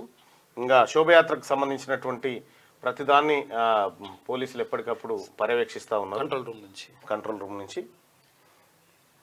ఇది శోభయాత్రకు సంబంధించినటువంటి విజువల్స్ మనం ఇక్కడ చూడొచ్చు. ఇది బాలాపూర్ వినాయకుడు పడుతుంది. బాలాపూర్ ఎప్పుడో దాటిపోయింది. బాలాపూర్ అయిపోయింది. బాలాపూర్ గత చరిత్ర. ఇప్పుడు బండ్లగూడ జాగిర్. బాలాపూర్ పోయి బండ్లగూడ 1,87,00,000 లడ్డు బండ్లగూడ జాగిర్ కాడ. బాలాపూర్ది ఒక అప్పటి చరిత్ర. ఏదో ఆ పేరుంది కాబట్టి ఆ పేరు మీద పోతా ఊరు. అప్పుడు లడ్డు ఎక్కువ అయిందని, కానీ ఇప్పుడు అంత లేదు కాదు. ఇక నేడు జమ్మూ కాశ్మీర్లో ఫస్ట్ ఫేజ్ పోలింగ్. 10 ఏళ్ల తర్వాత మొదటిసారి జమ్మూ కాశ్మీర్లో అసెంబ్లీ ఎన్నికలు నిర్వహిస్తున్నారు. మొత్తం 3 విడతల్లో ఎలక్షన్ జరపాలని నిర్ణయించగా బుధవారమే ఫస్ట్ ఫేజ్ పోలింగ్ చేపట్టనున్నారు. లెబనాన్లో పేలిన పేజర్లు. లెబనాన్లో కమ్యూనికేషన్ కోసం ఉపయోగించే ఎలక్ట్రానిక్ పేజర్లు ఒక్కసారిగా బ్లాస్ట్ అయ్యాయి. ఈ ఘటనలో దేశవ్యాప్తంగా ఓ బాలిక సహా 8 మంది మరణించారు. 2,750 మంది గాయపడ్డారు. వారిలో 200 మంది పరిస్థితి విషమంగా ఉంది. ఢిల్లీ సీఎం గా అతిశి ప్రతిపాదించిన అరవింద్ కేజ్రీవాల్ ఏకగ్రీవంగా ఆమోదించిన ఆప్ ఎమ్మెల్యేలు. సీఎం పదవికి కేజ్రీవాల్ రాజీనామా. ఎల్జీవీకే సక్సేనాను కలిసి రిజైన్ లెటర్. ఈ నెల 26-27 తేదీలో అసెంబ్లీ స్పెషల్ సెషన్. అప్పుడే ప్రమాణ స్వీకారం చేస్తారని సమాచారం. టీచర్ నుంచి ముఖ్యమంత్రిగా ఎదిగిన అతిశి. ఈ అతిశి సీఎం కేజ్రీవాల్ కు అడ్వైజర్గా ఉండే, ఆ తర్వాత విద్యాశాఖ మంత్రిగా పనిచేసింది. కేజ్రీవాల్ జైలుకు పోయిన తర్వాత కంప్లీట్గా ఇటు పార్టీని ప్రభుత్వాన్ని తనే ఒక గాడిలో నడిపించినటువంటి మహిళ అతిశి. ఈ అతిశి ఇక్కడ మన చిత్తూరు జిల్లా మదనపల్లెలో ఒక స్కూల్లో టీచర్గా పనిచేసినటువంటి అతిశి ఇవాళ ఢిల్లీకి ముఖ్యమంత్రిగా కాగలిగింది. ఆమె 3వ మహిళా ముఖ్యమంత్రి. ఆసియా బాద్షా అసలు ఇండియా. ఈ అతిథి ఎవరు, ఎక్కడి నుంచి జరిగింది ఏందనేది మళ్ళొక సపరేట్. ఆసియా బాద్షా ఇండియా హాకీ జట్టు 5వ ఆసియా ఛాంపియన్షిప్ ట్రోఫీని సొంతం చేసుకుంది. మంగళవారం జరిగిన ఫైనల్లో ఇండియా 1-0తో చైనాపై గెలిచింది. ఇక జుగ్రాజ్ సింగ్ 51వ నిమిషంలో ఇండియాకు ఇన్నింగ్స్ గోల్ అందించిండట. Winning goal. రైట్. ఇక ఫామ్ హౌస్ సీఎం ను కాదు, పనిచేసే ముఖ్యమంత్రిని. సీఎం రేవంత్ రెడ్డి రాష్ట్ర హక్కులను సాధించుకోవడానికి ఎన్నిసార్లైనా ఢిల్లీకి వెళ్తా. హైడ్రా లక్ష్యాన్ని నీరుగార్చేందుకు భూమాఫియా ప్రయత్నం. ఎన్ని అడ్డంకులు వచ్చినా హైడ్రా ఆగదు. సెప్టెంబర్ 17ను ఒకరు విలీనం, మరొకరు విమోచనం అంటున్నారు. స్వార్థ ప్రయోజనాల కోసం అమరుల త్యాగాలను పల్సన చేసే ప్రయత్నం. అందుకే తెలంగాణ ప్రజాపాలన దినోత్సవంగా పేరు పెట్టాలని వెల్లడి. పబ్లిక్ గార్డెన్స్ లో జెండాను ఆవిష్కరించిన సీఎం. తెలంగాణ ప్రజాపాలన దినోత్సవం. ఎస్, ప్రజల చేతుల్లోకి అప్పుడు పాలన వచ్చింది. ఇది సూటబుల్ పేరే. సెప్టెంబర్ 17ను విలీనమని ఒకరు, విమోచనమని ఒకరు అంటున్నారు. స్వప్రయోజనాల కోసం నాటి అమరుల త్యాగాలను పలసం చేస్తున్నారు. అందుకే ఈ శుభదినానికి ప్రజా కోణాన్ని జోడించి ప్రజాపాలన దినోత్సవంగా పేరు పెట్టామని ముఖ్యమంత్రి చెప్తా ఉంటే, కాలు కదపకుండా ఇంట్లోనే కూర్చోవడానికి తానేం ఫామ్ హౌస్ ముఖ్యమంత్రిని కాదు అని, పనిచేసే ముఖ్యమంత్రిని సీఎం రేవంత్ రెడ్డి అన్నారు. కేంద్రం నుంచి మనకు హక్కుగా రావాల్సిన ప్రతి పైసా తెచ్చుకోవడానికి గట్టి ప్రయత్నాలు చేస్తున్నామని, ఆ హక్కులను సాధించుకోవడానికి ఎన్నిసార్లైనా ఢిల్లీకి వెళ్తానని చెప్పారు. మంగళవారం సెప్టెంబర్ 17 సందర్భంగా తెలంగాణ పాలన దినోత్సవాన్ని పురస్కరించుకొని హైదరాబాద్లోని పబ్లిక్ గార్డెన్లో జాతీయ జెండాను సీఎం రేవంత్ రెడ్డి ఆవిష్కరించారు. అంతకుముందు గన్ పార్క్లోని అమరవీరుల స్తూపం వద్ద నివాళులర్పించారు. జెండా ఆవిష్కరణ అనంతరం సీఎం రేవంత్ రెడ్డి మాట్లాడారు. కేంద్రం నుంచి రాష్ట్రానికి రావాల్సిన వాటిని సాధించుకోవడానికి ఢిల్లీకి వెళ్తున్నానని ఆయన తెలిపారు. ఈ విషయంలో ఎలాంటి బేసజాలకు పోకుండా ప్రధాని కేంద్ర మంత్రులను స్వయంగా కలిసి వివిధ అంశాలపై వినతి పత్రాలు అందజేస్తున్నట్టు చెప్పారు. నా ఢిల్లీ పర్యటనపై విమర్శలు చేస్తున్నారు. కాలు కదపకుండా ఇంట్లో సేదీరడానికి నేనేం ఫామ్ హౌస్ ముఖ్యమంత్రిని కాదు, పనిచేసే ముఖ్యమంత్రిని. నా స్వార్థం కోసమో వ్యక్తిగత పనుల కోసమో ఢిల్లీకి వెళ్ళడం లేదు. ఢిల్లీ పాకిస్తాన్లో లేదు, బంగ్లాదేశ్ లోనే లేదు. అది మన దేశ రాజధాని. ఇది ఫెడరల్ వ్యవస్థ. రాష్ట్రాల కేంద్రానికి మధ్య అనేక అంశాలు ఉంటాయి. రాష్ట్రం నుంచి మనం పన్నుల రూపంలో కొన్ని వేల కోట్లు కడుతున్నాం. అందులో మన వాటా తిరిగి తెచ్చుకోవడం మన హక్కు. ఆ హక్కుల సాధన కోసం ఎన్నిసార్లైనా ఢిల్లీకి వెళ్తాను. ఇటీవల 16వ ఆర్థిక సంఘం ముందు కూడా గట్టిగా మన వాదనలు వినిపించాం. కేంద్రం పన్నుల్లో రాష్ట్రాలకు 50% వాటా ఇవ్వాల్సిందేనని డిమాండ్ చేశాం అని వెల్లడించారు. గత 10 ఏళ్లలో రాష్ట్ర ఆర్థిక వ్యవస్థను కుక్కలు జింపిన విస్తరలా తయారు చేశారు. 7 లక్షల కోట్లు అప్పు చేశారు. లోన్ల కిస్తీలు వడ్డీ కిందనే ప్రతి నెల 6,000 కోట్ల మేర చెల్లించాల్సి ఉంటుంది. ఇక ఇలాంటి పరిస్థితుల్లో అధికారం చేపట్టి 6 గ్యారంటీలను అమలు చేయడం, ఆర్థిక వ్యవస్థను గాడిలో పెట్టడం ఒక సవాల్గా స్వీకరించాం. లోన్ల రీస్ట్రక్చర్ ద్వారా పరిస్థితిని చక్కదిద్దేందుకు ప్రయత్నిస్తున్నామని చెప్పి నిన్న ముఖ్యమంత్రి తెలిపారు. నిన్న జెండా ఆవిష్కరణ జరిగింది. ఇక వచ్చే 5 ఏళ్లలోపే జమిలీ ఎన్నికలు. కేంద్ర హోంమంత్రి అమిత్ షా ప్రకటన. మోడీ 3.0 సర్కార్కు 100 రోజులు. కేంద్ర ప్రభుత్వం ప్రోగ్రెస్ రిపోర్ట్ను వివరించిన షా, జనాభా లెక్కలపై అతి త్వరలో ప్రకటన. జనాభా లెక్కలు కాదు, కులగణన చేసే దమ్ముందా భారతీయ జనతా పార్టీకి? కులగణన చేయడానికి మీరు ఒప్పుకుంటారా? అటు ఆర్ఎస్ఎస్ కూడా ఒప్పుకుంది, మీరు ఒప్పుకుంటారా? జనాభా లెక్కలపై అతి త్వరలో ప్రకటన. మణిపూర్లో శాంతికి ప్రయత్నిస్తున్నామని వెల్లడి. మణిపూర్లో శాంతిని ఏడాది నుంచి మనం కాపాడలేకపోయినామంటే మన పరిస్థితి చూడ ఎట్లా ఉందో. వచ్చే 5 ఏళ్లలోపే జమిలీ ఎన్నికలు అంటా ఉన్నారు, కానీ అది ఎట్లా అవుతుందో మరి చూడాలి. డీమ్డ్ మెడికల్ కాలేజీలో సగం సీట్లపై పట్టు. కరీంనగర్ కోట అమలు చేయాల్సిందేనంటున్న సర్కార్, లేకుంటే చర్యలు తీసుకోవాలని యోచన. ఆరోగ్యశ్రీ ఎంపానల్ రద్దు చేయాలంటున్న పేరెంట్స్. ఎన్ఎంసీ నిబంధనల విరుద్ధంగా యూజీసీ అనుమతులు నేడు రివ్యూ చేయనున్న వైద్య ఆరోగ్య శాఖ మంత్రి అంటూ ఈ ఆల్రెడీ నోటిఫికేషన్ వచ్చి సీట్లు ఖాళీలు చూపించిన తర్వాత డీమ్డ్ యూనివర్సిటీ అని చెప్పి మల్లారెడ్డికి అప్పరం కట్టబెట్టారంటే మల్లారెడ్డి బీజేపీతో లోపాయకారి ఒప్పందం జరిగింది. అసలు ఏంది? లేకపోతే 320 సీట్లు ఎట్లా పోతాయి? డీమ్డ్ యూనివర్సిటీ హోదా ఇచ్చేసిండు కాలేజీకి. రాష్ట్ర ఎన్నికల కమిషనర్గా రాణి కుముదిని నియమించిన రాష్ట్ర గవర్నర్ జిష్ణుదేవ్ వర్మ 3 ఏళ్లు పదవిలో కొనసాగనున్న కుముదిని రైట్గా చరిత్రను తొక్కిపెట్టారు. స్వాతంత్రం కోసం చేసిన త్యాగాలు దాచడం దుర్మార్గం. కిషన్ రెడ్డి. నిజాం పాలనలో ప్రజలపై బలవంతంగా ఉర్దూ భాషను రుద్దారు. విమోచనంపై కాంగ్రెస్ బీఆర్ఎస్పీ వక్ర భాష్యాలన్న కేంద్ర మంత్రి. కేంద్రం ఆధ్వర్యంలో పరేడ్ గ్రౌండ్ లో విమోచన వేడుకలు నిర్వహించినట నిన్న. ఇక రాజీవ్ విగ్రహాన్ని తొలగిస్తామంటున్నాం. ఘనంగా సెప్టెంబర్ 17 వేడుకలు. రాజీవ్ విగ్రహాన్ని తొలగిస్తాం. మేము అధికారంలోకి. ఏమైనా సిగ్గుందా రామారావు? రాజీవ్ గాంధీ గురించి నీకు తెలుసా? నేను చెప్తే ఇనో, సుదర్శన్ చెప్తే ఇనో, మా శ్యామ్ చెప్తే, ఎవరు చెప్పినా ఇనోగా. మీ అయ్యే చెప్తాడు. మీ నాయనకు తెలిసింది కూడా నీకు తెలియకపోతే మీ నాయనే చెప్పబట్టే. ఈ దేశం కోసం ప్రాణాలు వెళ్ళిన కుటుంబం అది. అలా తాత స్వాతంత్ర పోరాటం చేసిండు, ఇందిరాగాంధీ సంస్కరణలు తీసుకొచ్చింది. ఇంకా ఇంతే కాదు, రాజీవ్ గాంధీ గురించి ఇంకా మీ నాయన ఈ రాష్ట్రానికి ఏం సంబంధం అంటాడు. ఈ రాష్ట్రానికి ఏం సంబంధమో మీ నాయన చెప్తాడు. ఈయనగా రాజీవ్ గాంధీ గారు భారతదేశానికి కంప్యూటర్ పరిచయం చేసినట్టు. రాజీవ్ గాంధీ గారు కంప్యూటర్ పరిచయం చేయలేదు భారతదేశానికి. ఇది నీకు తెలియదు. ఇది నీ తెలివి, ఇది నీకున్న పరిజ్ఞానం. ఐటీ కూడా పీకింది ఏమీ లేదు. ఎస్, నాకు సత్యం తెలుసు కాబట్టి చెప్తాను నేను. I know the hard fact. ఐటీలో ఏం జరిగింది తెలుసానండి హైదరాబాద్ అసలు? రాజీవ్ ఇక్కడ ఇక ఇప్పుడు చెప్తాడు చూడు. గాంధీ ఇది వాళ్ళు కాదు, రాజీవ్ గాంధీ ఇది వాళ్ళు కాదు. నేను నాకు సత్యం తెలుసు కాబట్టి చెప్పి హిస్టరీ. రాజీవ్ గాంధీ ప్రైమ్ మినిస్టర్గా ఉన్నప్పుడు అప్పుడు అనుకోకుండా ఎన్ జనార్దన్ రెడ్డి గారు ఇక్కడ chief minister. Rajiv Gandhi prime minister గా ఉన్నప్పుడు అప్పుడు ఎన్ జనార్దన్ రెడ్డి గారు ఇక్కడ ముఖ్యమంత్రిగా ఉన్నాడు. ఎన్ జనార్దన్ రెడ్డి గారు చీఫ్ మినిస్టర్ ఉంటే రాజీవ్ గాంధీ జనార్దన్ రెడ్డి గారిని ఢిల్లీకి పిలిపించి ఇది మంచి అవకాశం, మీరు దీన్ని ఏర్పాటు చేసుకొని మీ ఐటీ మీకు పెరుగుతుంది ఈ సిటీలో. యాక్చువల్లీ ఈ రోజున ఇగో ఇప్పుడు చెప్తాడు చూడ్రి కేటీ రామారావు, విను మీ నాయన ఏం చెప్తా ఉన్నాడు అనేది. సైబర్ టవర్స్ ఉంది. యాక్చువల్లీ ఈ రోజున సైబర్ టవర్స్ ఉంది కదండి. సైబర్ టవర్స్ కు ఆద్యుడు రాజీవ్ గాంధీ, ఇద్దరు దివంగతులు. ఏం చెప్తామండి కేటీ రామారావుకు?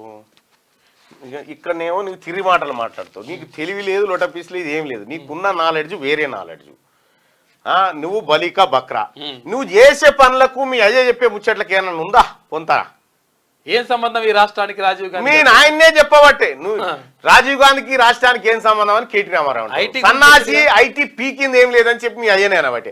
ఐటీ పీకింది ఏం లేదురా, అంత రాజీవ్ గాంధీ పుణ్యమేరా, అంటే సైబర్ టవర్స్ ఆయన పెట్టిన భిక్షమేరా ఇవాళ ఈ సైబర్ టవర్స్ అని ముఖ్యమంత్రిగా ఉన్నప్పుడు ఎవరు కేసీఆర్ చెప్పిన మాట ఇది. పోయి మీ నాయనని అడుగు. తండ్రి ఓ మాట, కొడుకు ఓ మాట రాజీవ్ గాంధీ మీద.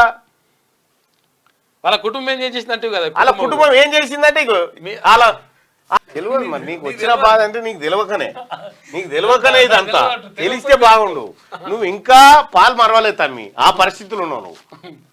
మేము అధికారంలోకి రాగానే రాజీవ్ గాంధీ భవన్ కు తరలిస్తాం. రాజీవ్ గాంధీ విగ్రహాన్ని గాంధీ భవన్ కు తరలిస్తారట. ఇదివరకే హనుమంతరావు గారు పంజగుట్ట చౌరాస్తాలో అంబేద్కర్ విగ్రహాన్ని పెడితే అంబేద్కర్ విగ్రహాన్ని జిహెచ్ఎంసీ లారీలో వేసుకొని పోయి మీరు డంపియార్డుకు తరలించే ప్రయత్నం చేశారు. ఇప్పుడు రాజీవ్ గాంధీ విగ్రహాన్ని మీరు ముట్టుకొని చూడరు, పుట్టగతులు కూడా ఉండే మీకు. ఇంకా ఇకనైనా పాలన మీద దృష్టి పెట్టాలన్నట. రేవంత్ రెడ్డి డైవర్షన్ పాలిటిక్స్ చేస్తున్నారు, ఇకనైనా పాలన మీద దృష్టి పెట్టాలి. హామీల అమలుకు కేసీఆర్ గారు ఒక్కసారి ఆ పోరని పిలుచుకో, మీ కొడుకుని పిలుచుకొని ఒకటి రెండు చెంప మీద రెండే సన్నాసి నీకేమెరకరా రాజీవ్ గాంధీ గురించి అని చెప్పి 2 సొట్ల పెట్టు. ఎందుకంటే నీ పిల్లగాని నువ్వు సరిదిద్దుకోకపోతే మంది సరిదిద్దారు. ఇప్పుడు మేము అంటేనేమో మేము అన్న బదనామే, మేము అంటేనే ఒక అన్నాడు మళ్ళన్న సుదర్శన్ అన్నాడు, వీళ్ళు అన్నారు వాళ్ళు అన్నారు అని. నీ కొడుకు నువ్వు పిలుచుకొని ఒకటి మేము వేస్తే బాగుండదు. నువ్వే ఒకటి చెంప మీదకి ఒకటి వేసి అట్లా కాదురా సన్నాసి నీకేమెరకరా సైబర్ టవర్స్ తెచ్చిందే రాజీవ్ గాంధీ అని చెప్పు. జరా సోయి లేదు మన లేదు. తెలియకపోతే తెలియదు, తెలియకపోతే తెలుసు. నాకు తెలియదా అంటే ఒడిచిపోయా, తప్పే ఉంది. పోరాటానిక విలీనానిక? ప్రజాపాలన దినోత్సవం దేనికి సంకేతం? కూనంనేని చరిత్రను వక్రీకరించొద్దు, ధైర్యంగా నిజాలు రాయాలి, కమ్యూనిస్టుల త్యాగం పోరాటాన్ని గుర్తించాలని డిమాండ్. సిపిఐ ఆఫీసులో ఘనంగా తెలంగాణ విలీన దినోత్సవ వేడుకలు. వాస్తవానికి తెలంగాణ సాయుధ పోరాటం నడిపింది కమ్యూనిస్టు పార్టీ. కమ్యూనిస్టు పార్టీలోకి ఎప్పుడైతే కులం ఎంటర్ అయిందో కమ్యూనిస్టు పార్టీలు కొలాప్స్ అయిపోయినాయి. కులం ఎంటర్ అయిన తర్వాత ఇక్కడ మనం క్లియర్గా చెప్పుకోవాల్సింది ఏంటంటే కమ్యూనిస్టులు చేసినటువంటి పోరాటం విరోచితమైన పోరాటం. ప్రజలందరినీ చైతన్యపరిచి సాయుధులను తయారు చేసి తద్వారా పోరాటాలు చేశారు. ఇట్లా మనం తీసుకుంటే మన ఆలేరు నియోజకవర్గంలో ఆరుట్ల రామచంద్రారెడ్డి, ఆరుట్ల కమలాదేవి, ఆ తర్వాత రేణిగుండ రావినారాయణ రెడ్డి గారు, బొమ్మగాన్ ధర్మభిక్షం గారు, ఇంట్లో చాలా మంది ఉన్నారు. అట్లా వాళ్ళు చేసినటువంటి పోరాటమే. ఒకప్పుడు హనుమంతు, తర్వాత అక్కడ బండి యాదగిరి అంతా కూడా కబ్జాలో దేవుడి మాన్యాలు, తమ భూములు కూడా కాపాడమని దేవుడి పేరుతో పోస్టులో కంప్లైంట్ వచ్చింది సార్ అని చెప్పి హైడ్రాకు వచ్చిందంట. మా భూములు కూడా కాపాడమని చెప్పి. సో మార్నింగ్ న్యూస్ చూస్తున్నటువంటి మిత్రులారా, ఈ లైక్ బటన్ని ఖచ్చితంగా క్లిక్ చేయండి. లైక్ బటన్ని క్లిక్ చేసి అలాగే షేర్ చేయాల్సిందిగా మీకు రిక్వెస్ట్ చేస్తామని. ఇక ఆంధ్రజ్యోతిలో ఉన్నటువంటి వార్తను చూద్దాం. ఢిల్లీ కొత్త సీఎం అతిషి శాసనసభాపక్ష నేతగా ఎన్నుకున్న ఆప్ ఎమ్మెల్యేలు, ఆమె పేరును ప్రతిపాదించిన కేజ్రీవాల్ అనంతరం ఎల్జీకి తన రాజీనామా. ఇక ప్రభుత్వ ఏర్పాటుకు ఆహ్వానించాలని లెఫ్టినెంట్ గవర్నర్ను కోరిన అతిషి రాష్ట్రపతి ఆమోదం రాగానే ప్రమాణం. షీలా దీక్షిత్, సుష్మా స్వరాజ్ తర్వాత ఢిల్లీకి 3వ మహిళా ముఖ్యమంత్రిగా అతిషి ప్రమాణం చేయనుంది. ఇక ఆమ్ ఆద్మీ అతిషి ప్రత్యేక కథనం నవ్యాలో ఉందట, తీసుకోండి. ఇక లంబోదర లడ్డు ధర 1.78 కోట్లు. హైదరాబాద్ బండ్లగూడలో వేలం, 4 గ్రూపులుగా 100 మంది చందాలు. నిరుడు 1.26 కోట్ల ధర. టౌన్షిప్ లో పనిచేసే వాళ్లకు కొంత, స్వచ్ఛంద సంస్థ కొంత వితరణ. ట్యాంక్ బండ్ వద్ద నిమజ్జనానికి తరలుతున్న ఖైరతాబాద్ మహాగణేష్. ఇక్కడ ఏంటంటే గణపతి వేలును లడ్డూలు వేలమేసి వచ్చిన పైసలలో టౌన్షిప్ లో పనిచేసే పనివాళ్ళు ఉంటారుగా, పనివాళ్ళకు కొంత, స్వచ్ఛంద సంస్థ కొంత వితరణీయబోతా ఉన్నారట. గ్రేట్, అసలు మంచి ఆలోచన, గ్రేట్. గంగ ఒడికి గణనాథుడు, హైదరాబాద్ లో మహా నిమజ్జనం ప్రశాంతం. ఈసారి పూర్తిగా నీళ్లలో హైదరాబాద్ గణేశుడు 25 అడుగుల లోతు 35 అడుగుల వెడల్పుతో వారం రోజులుగా పూడిక తీయడంతోనే 30.01 లక్షలు పలికిన బాలాపూర్ లడ్డు. పలు చోట్ల 10 లక్షలు దాటిన వేలం. నిమజ్జనం తీరుపై ఎవడు పంపిండు నాకు. రాత్రట వాడు లడ్డు వేలంలో పాల్గొన్నాడట, లక్ష అన్నాడట. తెల్లారంటే నేను తాగానో నాకేం సంబంధం అంట. అన్న ఎట్లా అన్న ఇదంటే నీ ఏం చేస్తాం, తలా ఇంత మంచి పెట్టరు అని చెప్పినాం. కొంతమంది ఏమో ఇట్లా ఈ వినాయకులు తీసుకుపోతారు, తీసుకుపోయి అంటే చూసుకోకుండా జారి పడతారు, పరిశాన్ ఉన్నది. అది కొంచెం జాగ్రత్తగా చేసుకుంటేనే మంచిగా ఉంటుంది, లేకపోతే ఇదా ఇలా అయితే లేదు మరి. ఇగో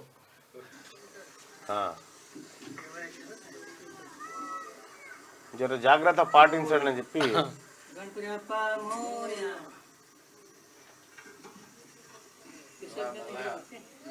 జాగ్రత్తగా పోవాలి. అట్లా అది ఏమైందంటే జారిపడే నాసు ఉంటది. జై బోలో గణేష్ మహారాజ్ కి. నయం ఈయన నిమజ్జనం అవుతుండే గణపతి అవి నాసుంటది. ఎర్ర మిస్ అయింది కానీ లేకపోతే ఈయన నిమజ్జనం అవుతుండే.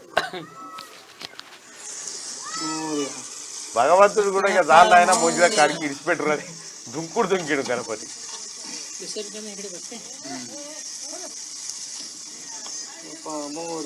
మోరియా అట్లుంటది, జాగ్రత్తగా ఉంటుంది. కరెంటు తర్వాత ఇవన్నీ కరెంట్ చాలా మందికి యాక్సిడెంట్స్ అయితే ఉన్నాయి, జాగ్రత్తగా. అంటే ఇది ఇట్లుంటే తెలంగాణ ఓ పిడికిరి. 4 కోట్ల మంది ప్రజల ఐక్యతే దీని సందేశం. ఈ ఐక్యతను దెబ్బతీసేందుకు కొందరు యత్నం. సెప్టెంబర్ 15 రాజకీయం చేయడం తగదు. ప్రజాకాంక్షల మేరకే ప్రజాపాలన దినోత్సవం. గత 10 ఏళ్లలో సాంస్కృతిక ఆర్థిక విధ్వంసం. తెలంగాణ అస్తిత్వం కుటుంబ అస్తిత్వం అయింది. మా ప్రభుత్వం వచ్చాక పునరుజ్జీవనానికి నాంది. హక్కులు సాధించుకునేందుకే ఢిల్లీ పర్యటనలు. ఫామ్ హౌస్ సీఎంను కాదు, పనిచేసే సీఎంను. ఎన్ని అడ్డంకులు వచ్చినా హైడ్రా ఆగదు అని రేవంత్. పబ్లిక్ గార్డెన్ లో ప్రజాపాలన దినోత్సవం. పటేల్కు బీజేపీకి ఏంటి సంబంధం? పటేల్కు బీజేపీకి ఏంటి సంబంధం? విలీనంలో బీజేపీకి ఎలాంటి అసలు తెలంగాణ విముక్తి పోరాటానికి బీజేపీకి సంబంధమే లేదు. అప్పుడు బీజేపీకి ఏర్పడి అసలు విషయం ఏంటంటే పటేల్కు బీజేపీకి అప్పుడు సంబంధమే లేదు. పార్టీ ఇంకా స్టార్ట్ కాలే అప్పుడు. పటేల్కు బీజేపీకి సంబంధమే లేదు. తెలంగాణకు స్వాతంత్రం వచ్చిన నాటికి బీజేపీ పుట్టలే. అదే పటేలు అప్పుడు భారత స్వాతంత్రం ఏది నెహ్రూ గారి నేతృత్వంలో ఉప ప్రధాని. విలీనంలో బీజేపీకి ఎలాంటి పాత్ర లేదు. గాంధీ భవన్లో TPCC chief Mahesh Goud correct చెప్పిండు. నియోజకవర్గానికో ఎంఎస్ఎంఈ పార్కు నేడు కొత్త విధానాన్ని ఆవిష్కరించనున్న సీఎం. ఇక తెలంగాణ రాష్ట్రం 4 కోట్ల మంది ప్రజల పిడికిలి అని ముఖ్యమంత్రి రేవంత్ రెడ్డి అన్నారు. తెలంగాణలో అన్ని జాతులు, కులాలు, మతాలు కలిసికట్టుగా ఉంటాయన్న సందేశం ఇందులో ఇమిడి ఉందన్నారు. ఈ ఐక్యతను, తెలంగాణ సమైక్యతను దెబ్బతీసే విధంగా కొందరు వివాదాస్పదం చేసేందుకు ప్రయత్నించడం క్షమించరాని విషయం అన్నారు. అయితే బిగించిన పిడికిలి కొండలనైనా పిండి చేయగలదని, ఐక్యంగా ఉండే తెలంగాణకు బిగించిన పిడికిలికి ఉన్నంత శక్తి ఉందని అని చెప్పారు. సెప్టెంబర్ 17న తెలంగాణ ప్రజాపాలన దినోత్సవంగా ప్రకటించిన రాష్ట్ర ప్రభుత్వం ఈ వేడుకలను మంగళవారం రాష్ట్ర వ్యాప్తంగా ఘనంగా నిర్వహించింది. పబ్లిక్ గార్డెన్లో నిర్వహించిన వేడుకల్లో ముఖ్యమంత్రి రేవంత్ రెడ్డి పాల్గొన్నారు. ఈ సందర్భంగా ఆయన మాట్లాడుతూ సెప్టెంబర్ 17 గురించి చెప్పారు. ఇక పేజర్లతో పేల్చేశారు. లెబనాన్లో 9 మంది హిజ్బుల్లాల మృతి. ఒకేసారి 1000 మందికి పైగా పేజర్ల విస్ఫోటనం. 3000 మందికి గాయాలు, పలువురు విషం అంట. ఇక రాజధాని బీరుట్ ఆసుపత్రిలో ఆహాకారాలు, క్షతగాత్రులు. ఇరాన్ రాయబారి కూడా సిరియాలోనూ ఇదే తరహా ఘటనలు ఇజ్రాయెల్ పనేనని హిజ్బుల్లా ఆరోపణ. ఇజ్రాయెల్ తోటి అవుతుంది ఇంత. అసలు ఎప్పుడు ఊహించని టెక్నాలజీతో కొడతాడు. ఏం అర్థం కాకుండా టుట్టుగానే చచ్చిపోయారు చాలా మంది. మీకు కూడా తెలుసో తెలియదు, ఒక దేశ అధ్యక్షుడు ఇప్పుడు ఏది నేను తెలుసుకున్న కాడికి దాంట్లో నేను దాన్ని పూర్తిగా కరెక్ట్ అని నిర్ధారించలేను, పూర్తిగా తప్పని కూడా చెప్పలేను. కానీ నాకు తెలిసినటువంటి అంశం ఒక మిత్రుడు చెప్పింది. అంటే ఇజ్రాయెల్కి సంబంధించినటువంటి శాటిలైట్ టెక్నాలజీ ఎట్లుంటుందట అంటే, ఇప్పుడు నిన్ను టార్గెట్ చేయాలనుకో, నీ అంగిని నీ బట్టల్ని స్కాన్ చేస్తుందట. 7 ఉన్నా సరే నువ్వు 1,00,000 మందిలో ఉండు, నిన్ను చంపేస్తుంది. అవు అంత నీకు ఒక ఇదే ఈ మధ్యల కాలంలో ఒక దేశాధ్యక్షుడు హెలికాప్టర్లో పోతుంటే చచ్చిపోయింది చూసినావా, విమానంలో పోతుంటే ఏం అర్థం కాకుండా చచ్చిపోయిండు. ఇగో ఇదే ఈ టెక్నాలజీ వాడిదని చెప్పి తెలుస్తా ఉంది. గంత హై టెక్నాలజీ తోటి పోతుంటే ఏం చేస్తాం. రాష్ట్ర ఎన్నికల కమిషనర్గా రాణి కుముదిని, విజిలెన్స్ కమిషనర్గా ఎంజీ గోపాల్. ఇక బుల్డోజర్ న్యాయం రాజ్యాంగ వ్యతిరేకం, నిందితుల స్థిరాస్తులను తొలగించవద్దు, మా అనుమతి లేకుండా దేన్ని కూల్చొద్దు, ఉల్లంఘిస్తే కోర్టు ధిక్కరణ కిందకే వస్తుంది, రోడ్లు, ఫుట్పాత్లు, రైల్వే మార్గాలు, జలవనరుల్ని ఆక్రమించిన వాటిని తొలగించొచ్చు. ఏది జలవనరుల్ని, ఈ చెరువులు కుట్ట హైడ్రా పనిచేసుకోవచ్చు అని చెప్పి మతపరమైన కట్టడాలను వదలొద్దు, మతపరమైన కట్టడాలను వదలొద్దు, ప్రభుత్వం జడ్జి పాత్రను పోషించకూడదు, విశాఖ తరహాలో మార్గదర్శకాలు వెల్లడిస్తాం, అవసరమైతే ఈసీ సాయం, సుప్రీంకోర్టు విచారణ కోర్టు అక్టోబర్ 1వ తేదీకి వాయిదా, అప్పటిదాకా కూల్చివేతలపై స్టే. ఏది ఈ ఉత్తరప్రదేశ్లో యోగి ఆదిత్యనాథ్ పెట్టినగా దుకాణం అది ఆపమని చెప్పింది సుప్రీం తీర్పు హైడ్రాకు వర్తించదని చెప్పి రంగనాథ్ చెప్తా ఉండు. వారాంతం నుంచి కూల్చివేతలు హిమాయత్ సాగర్ పై దృష్టి పెట్టబోతా ఉన్నారట. మహిళా వైద్యులకు ఇక నో నైట్ షిఫ్ట్ పాలసీ సరికాదని చెప్పి సుప్రీంకోర్టు అంటుంది. మినహాయింపులు కాదు, మహిళలకు సమాన అవకాశాలు కోరుకుంటారు సుప్రీం. ఆర్జికర్ కేసు విచారణలో వ్యాఖ్యలు, బెంగాల్ డిఎంఈ డిహెచ్ పై వేటు, కోల్కతాకు కొత్త పోలీస్ కమిషనర్ వచ్చిందట. ఇక ఇది ఇట్లుంటే మైనర్గా ఉన్నప్పుడే కొరియోగ్రాఫర్ పై జానీ వేధింపులు, సభ్యత్వంపై మా దగ్గరకు వస్తే వెల్లడైంది, పోలీసుల వద్దకు మేమే వెళ్ళమన్నాం, విచారణ చేస్తున్నాం, ఆధారాలున్నాయి, 90 రోజుల్లో నివేదిక, టాలీవుడ్ లైంగిక వేధింపుల పరిష్కార ప్యానల్, బాధితురాలికి పరిశ్రమ అండా, ఝాన్సీ, త్రివిక్రమ్ పై నా ఫిర్యాదును తేల్చండి, మాను డిమాండ్ చేసిన పూనం కపూర్ అట. ఈ త్రివిక్రమ్ కూడా ఉన్నాడా ఇంకెలా? కోటా సచ్చిదానంద శాస్త్రి కనుమూత, హరికథ సార్వభౌముడిగా విశేష ఖ్యాతి, దేశవ్యాప్తంగా 20,000కు పైగా ప్రదర్శనలు, 2023లో పద్మశ్రీ పురస్కారానికి ఎంపికైండు కోటా సచ్చిదానంద శాస్త్రి. హరికథ సార్వభౌముడని నాకు బిరుదున్నది.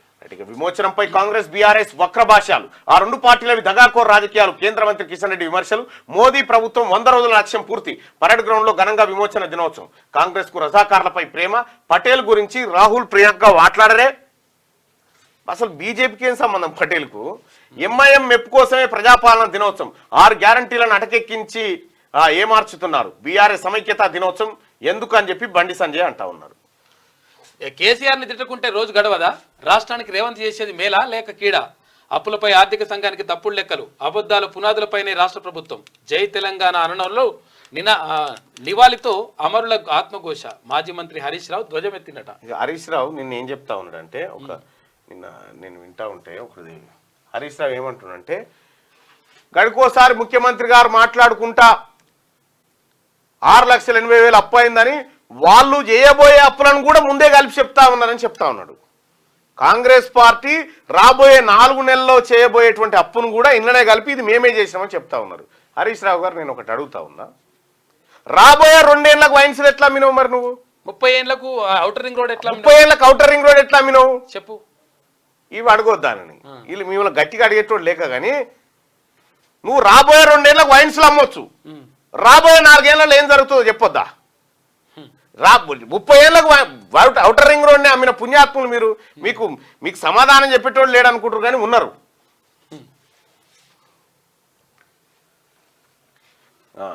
రాస్కో రాజీవ్ విగ్రహం తొలగిస్తాం, నీకు ఇష్టమైతే జూబ్లీహిల్స్ లో నీ ఇంట్లో పెట్టుకో, తెలంగాణ తల్లి ఉండాల్సిన చోట కాదని కేటీఆర్ అంటుండు. మూసుకోతామి, ఇప్పటికే సగం సత్యనాశనం చేసి పార్టీని ఆ ముసలాయన బెంగటిల్తుండు. అందుకే ఈ పోరానికి ఏమంటే ఎంటర్ చేసినో సత్యనాశనం అయిపోయిందని చెప్పి ఆ పెద్ద మనిషి దగ్గర పోయి అడుగు చెప్తాడు ఆయన. విమోచనంపై కాంగ్రెస్ బీఆర్ఎస్ వక్ర భాష్యాలు చెప్తున్నాయండి. ఇక ఇది ఆంధ్రజ్యోతిలో ఉన్నటువంటి వార్తలు. ఇదేంది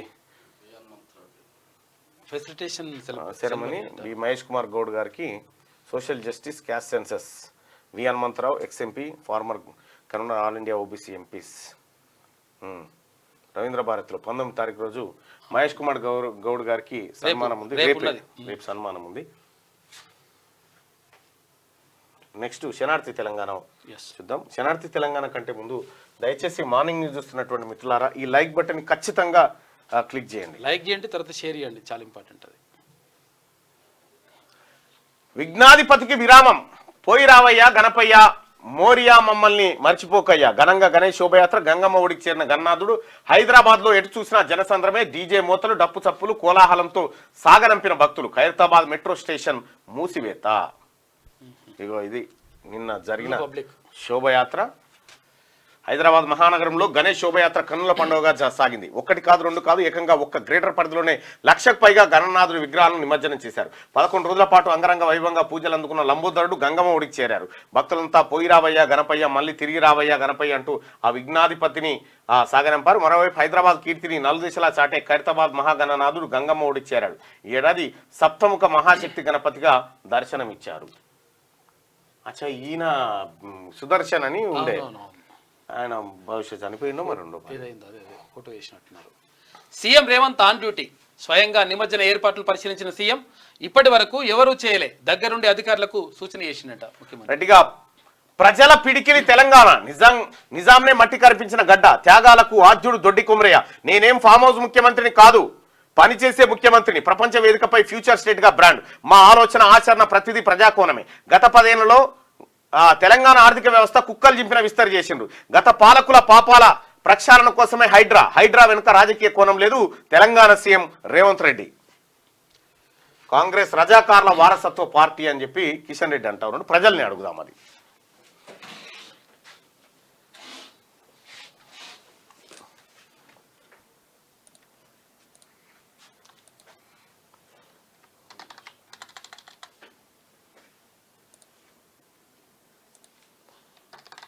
కాంగ్రెస్ పార్టీ మంచి పార్టీ కాదు, ఈ రెండిట్లో చెడ్డ పార్టీ ఏదని పెడదాం.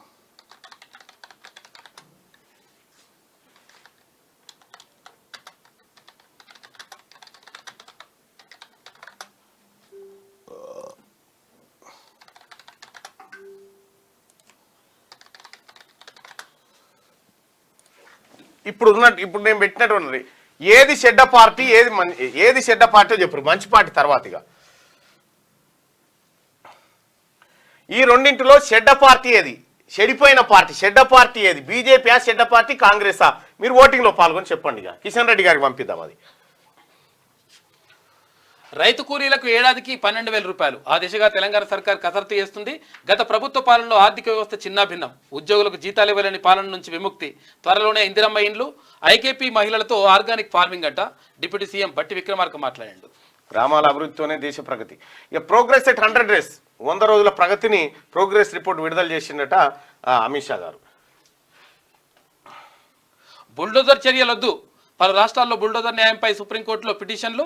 విచారణ చేపట్టిన ద్విసభ్య ధర్మాసనం. ఇక అక్టోబర్ 1 వరకు నిలుపుదల చేయాలని ఆదేశాలు జారీ చేసింది. ఢిల్లీ సీఎంగా అతిషి 2 రోజుల సందిగ్ధానికి తెర. సీఎంగా అతిషి పేరు ప్రకటించిన కేజ్రీవాల్. అతిషిని శాసనసభ పక్ష నేతగా ఎన్నుకున్న ఎమ్మెల్యేలు. సీఎం పదవికి కేజ్రీవాల్ రాజీనామా. వారం రోజుల్లో కొలువు తీరనున్న కొత్త ప్రభుత్వం కొలువు తీరబోతా ఉందట.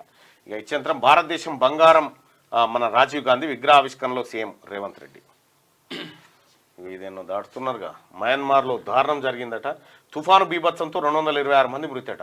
అయ్యో, విపరీతమైన వానలట మయన్మార్లో. మయన్మార్ అంటే బర్మా ఉండే అంత. ముఖ్యమంత్రి ప్రజలతో మాట్లాడుతూ ఉన్నాడు నిన్న. అక్కడికి పోయి ట్యాంక్ బండ్ దగ్గర గ్రామాల అభివృద్ధితోనే దేశ ప్రగతి. సీతక్క ప్రోగ్రెస్. గట్టిగా యుద్ధం మిగిలే ఉంది కులం నేలన. తెలంగాణలో యుద్ధం మిగిలే ఉంది కులం నేలన అని చెప్పి ఇవాళ ప్రత్యేక కథనాన్ని ప్రత్యేక వ్యాసాన్ని సుధాకర్ అందించింది. ఇక నేటి మాట కూడా ఉంది. వీటన్నిటిని మనకు శ్యామ్ సపరేట్ గా అందిస్తారు. ఒకసారిగా దిశాపత్రికలో ఉన్నటువంటి వార్తలు చూద్దాం. రైలా బుల్లెట్టా, విమానం కన్నా వేగంగా ట్రైన్ ప్రయాణం. పట్టాలకు తాకకుండానే జర్నీ. చైనా ఓయమ్మ గారు పట్టాలకే తాకదట రైలు. అట్లా పోతుంది అది. విమానం కంటే స్పీడ్, మళ్ళా విమానం కన్నా వేగంగా ట్రైను. ఇంకోటి హైపర్ లూప్ అని క్యాప్సల్ ఉంటుంది. హైపర్ లూప్ అని ఒక క్యాప్సల్. హైపర్ లూప్ అంటే మరి అది ఇప్పుడు వచ్చిందో లేదో కానీ గతంలో చంద్రబాబు గారు మాట్లాడింది. అది ఏదో దుబాయ్ నుంచి వస్తుంది పోతుంది అంటారు కదా, అంత ఉత్తదే, అది ఫేక్ అది. కానీ అయితే హైపర్ లూప్ అనేది ఇప్పుడు దుబాయ్కి, ఇక్కడ నుంచి దుబాయ్కి 4 గంటల జర్నీ ఫ్లైట్లో. హైపర్ లూప్ అయితే ఇట్లా కొడితే ఆడికి వెళ్ళిపోతుంది గంతే.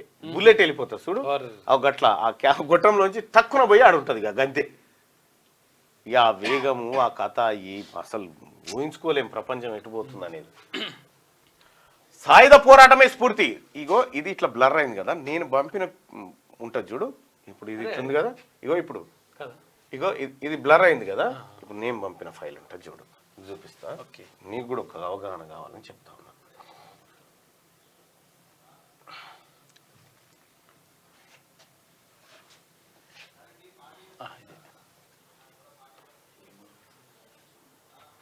ఎవరైనా మెల్లగా. ఓకే ఇగో ఇది ఉందా, ఫుల్ క్లారిటీ. సాయుధ ఎంత క్లారిటీ అంటే వాస్తవానికి ఇలా సాఫ్ట్వేర్ కూడా మంచిది కాదని చూపించేంత ఇగో అవునవును ఇంత క్లారిటీ ఉంటుంది అన్నట్టు అది వీళ్ళు వాడుతున్నటువంటి సాఫ్ట్వేర్ కూడా ఇంకా సరిపోదు ఇప్పటి దానికి అనేది.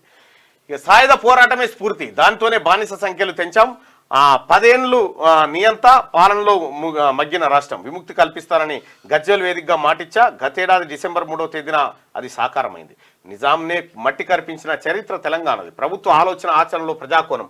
నేను ఫామ్ హౌస్ సీఎంను కాదు, పనిచేసే సీఎంను. గత పాలనలో ఆర్థిక వ్యవస్థ కుక్కలు చింపిన విస్తరి. ప్రతి నెల 6,500 కోట్ల అప్పు, వడ్డీ పేమెంట్. ప్రజాపాలన దినోత్సవంలో సీఎం రేవంత్ హైడ్రా ఆగదు, ఎన్ని అడ్డంకులు వచ్చినా సరే అని చెప్తాను. గంగమ్మ ఒడికి గణపయ్య ప్రశాంతంగా వినాయక విగ్రహాల నిమజ్జనం. హుస్సేన్ సాగర్ వద్ద ఏర్పాట్లు పరిశీలించిన సీఎం. మొదటి ముఖ్యమంత్రిగా అరుదైన రికార్డు. గత రికార్డును బ్రేక్ చేసిన బాలాపూర్ లడ్డు అంట. 30 లక్షలు 1,000 దక్కించుకున్న బీజేపీ నేత శంకర్ రెడ్డి. రైతు కూలీలకు ఏటా 12,000 నేరుగా వారి ఖాతాల్లోనే జమ చేస్తాం. ఎన్నికల్లో ఇచ్చిన హామీని త్వరలో నెరవేరుస్తాం. డిప్యూటీ సీఎం బట్టి. ఇక కొంపలే మునగవు, కూల్చివేతలు ఆపండి, బుల్డోజర్ చర్యలను హీరోయిజంగా చూపే ప్రయత్నం చేయొద్దు. సుప్రీంకోర్టు కీలక వ్యాఖ్యలు. వచ్చే నెల 1 వరకు దేశవ్యాప్తంగా కూల్చివేతలపై స్టే. ప్రభుత్వ స్థలాల్లో అక్రమ నిర్మాణాలు తొలగింపునకు మినహాయింపు.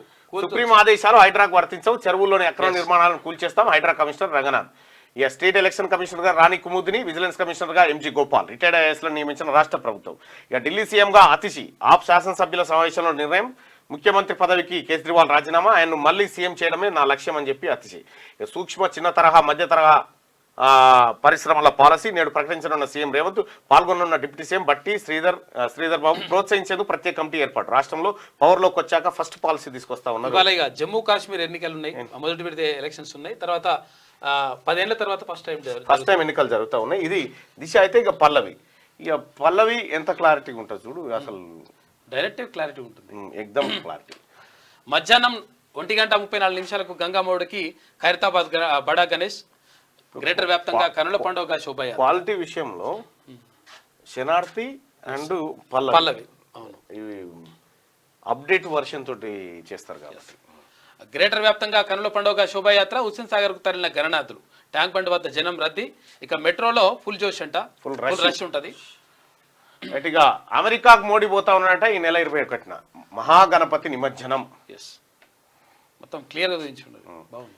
నేను ఫామ్ హౌస్ సీఎంను కాదు, ప్రజాపాలనను అధికారికంగా నిర్వహిస్తున్నాం. ఇందులో రాజకీయాలకు తావలేదని నిన్న ముఖ్యమంత్రి అంటే. రాష్ట్రంలో ప్రతి గ్రామానికి ఇంటర్నెట్ ఇస్తామని మంత్రి శ్రీధర్ బాబు. ఇక కేజ్రీవాల్ రిజైన్, ఢిల్లీ సీఎంగా అతిశి. చరిత్రను చెరిపేసే ప్రయత్నం. పథకం ప్రకారం పక్కదారి పట్టిస్తున్నారు. అలాంటి పార్టీలను తరిమి కొట్టాలి. ప్రతి ఏడాది హైదరాబాద్ ముక్తి దివాస్ నిర్వహిస్తాం. 15 ఆగస్టు ఎంత ముఖ్యమో సెప్టెంబర్ 17కు అంతే ప్రాధాన్యత. విమోచన దినోత్సవ వేడుకలో కేంద్ర మంత్రి కిషన్ రెడ్డి. ఇక భూమి లేని పేదలకు ఏడాదికి 12,000 రూపాయలు ఇస్తామని చెప్పి బట్టి విక్రమార్క గారు చెప్తున్నటువంటి మాట. ఇందిరమ్మ ఇండ్ల కోసం ఎస్సీ ఎస్టీలకు 6 లక్షల రూపాయలు ఇస్తామని చెప్తా ఉన్నారు. ఇక జానీ మాస్టర్ ఇష్యూపై లీగల్ విచారణ. బాధితురాలు 5 ఏళ్ల నరకం చూసింది. 90 రోజుల్లో పూర్తి సమాచారాన్ని రిపోర్ట్ చేస్తాం. టాలీవుడ్ లైంగిక వేధింపుల పరిష్కార ప్యానల్ వెల్లడి. ఇక ఏషియన్ ఛాంపియన్ ట్రోఫీ భారత్దే. Asian champion trophy hockey title ను ఇండియా గెలుచుకున్నది. చైనాను ఓడించింది ఫైనల్లో. సకల మర్యాదలతో రాజ్య విగ్రహాన్ని తొలగిస్తాం. మీకు కూడా సకల మర్యాదలు చేస్తాం. మేము కూడా సకల మర్యాదలే చేస్తాం తెలంగాణ ప్రజలం. మీకు మొన్న చేసిన మర్యాద సరిపోలేదేమో పార్లమెంటు. సుప్రీంకోర్టు ఆదేశాలు హైడ్రాకు వర్తించవు. కమిషనర్ రంగనాథ్. ఇవి పల్లవిలో ఉన్నటువంటి వార్తలు. ఇక మిగతా వార్తలు మన మిత్రులు అందిస్తారు. దయచేసి మార్నింగ్ న్యూస్ చూస్తున్నటువంటి మిత్రులారా మార్నింగ్ న్యూస్ ను లైక్ చేయండి, షేర్ చేయండి. ఇక ఈ రెండింటిలో చెడ్డ పార్టీ ఏది?